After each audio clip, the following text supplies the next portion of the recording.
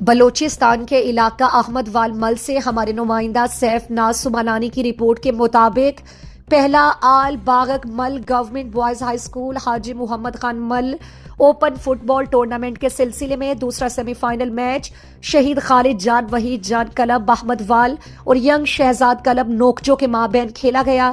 Match کے پہلے half میں دونوں ٹیموں کے کھلاڑیوں نے خوبصورت کھیل پیش کی۔ دوسرے ہاف میں بھی دونوں ٹیموں کے کھلاڑیوں نے بہترین موومنٹ بنائے، مگر میچ کے اختتام تک کوئی بھی ٹیم گول کرنے میں کامیاب نہ ہو سکا۔ میچ کا فیصلہ پینلٹی ککس کے ذریعے ہوا۔ سنسنی خیز مقابلے کے بعد شہید خالد جان وحید جان کلب احمد وال نے ینگ شہزاد کلب نوکجو کو پینلٹی ککس کے ذریعے ہرا کر فائنل کے لیے کوالیفائی کر لیا۔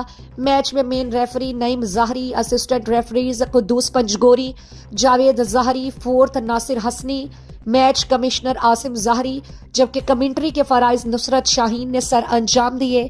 آج کے شاندار سیمی فائنل میچ کے مہمان خاص امیر جان بادینی تھے، جنہوں نے ٹورنامنٹ کمیٹی کے لیے 30,000، دونوں ٹیموں کے لیے 3,000، ریفریز کے لیے 4,000، اناؤنسر کے لیے 1,000 روپے دینے کا اعلان کیا۔ اس موقع پر امان اللہ بڑیچ، میر اللہ بخش بادینی، علی محمد جمال دینی، میر عبدالغفار بادینی، عبدالقدیر قادر سمالانی، رفیق حسنی، برکت اللہ بادینی اور دیگر مہمان خاص کے ہمراہ تھے۔